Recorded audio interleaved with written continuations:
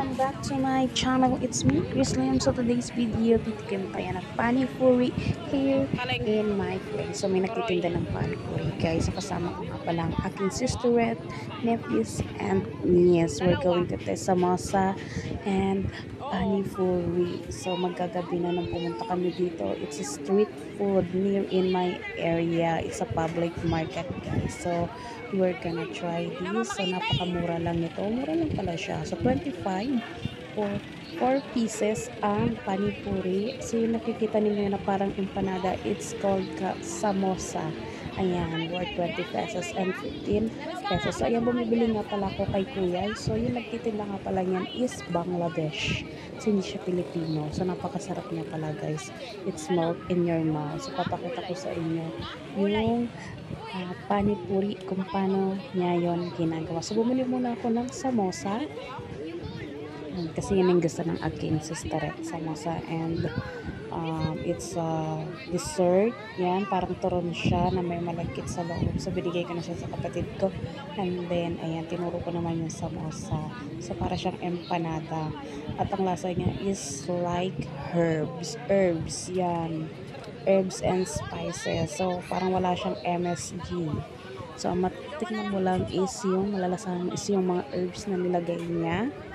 And then, ayun na nga, tuturo-turo ko ng kung ano-ano. So, ayan na yung panipuri guys.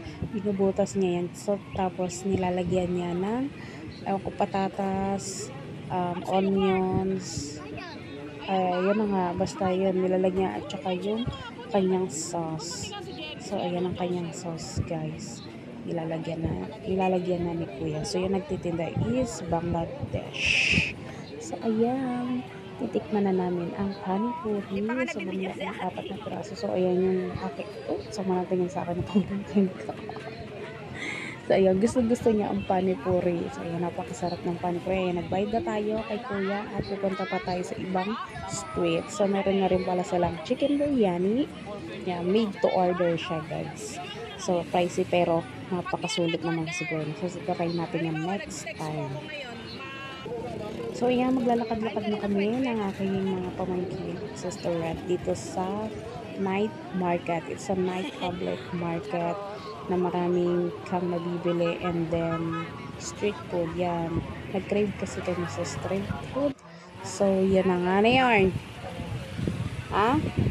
Mamaya, teka lang, nag-overboy sa tita. Oo, teka lang, tatapusin ko lang to. Ayun o, lalakad na tayo.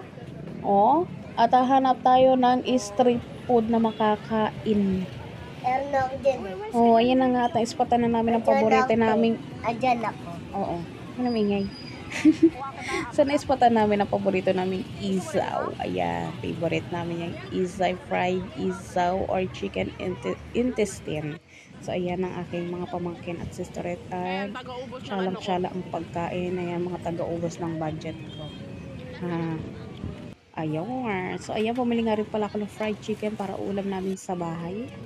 At ayun na nga, nabulunan ako. Bumili rin ako ng palamig. Kasi nga, nabulunan ako. My gosh. So, ayan, 10 pesos lang yung palamig na yan. At sobrang tamis niya. So, hindi ko siya masyadong kinaya yung tamis ng palamig. So, ayan. Kumakain sila ng isaw with my sister. Ayan, ang sarap ng kain, no? Oh? Ayan pa, oh. So, ayun, next target naman natin is kwek-kwek. Ang paborito ni Kuroy na kwek-kwek. Nakaubo si Kuroy ng kwek-kwek. So, ayan, lakad-lakad tayo kasi pupunta tayo sa kwek-kwek store. It's a legendary kwek-kwek store. So, bata pa lang ako, nandito na yung kwek-kwek store na yan. So, grabe talaga tong tindahan na to. Siguro ang dami ng invest nito.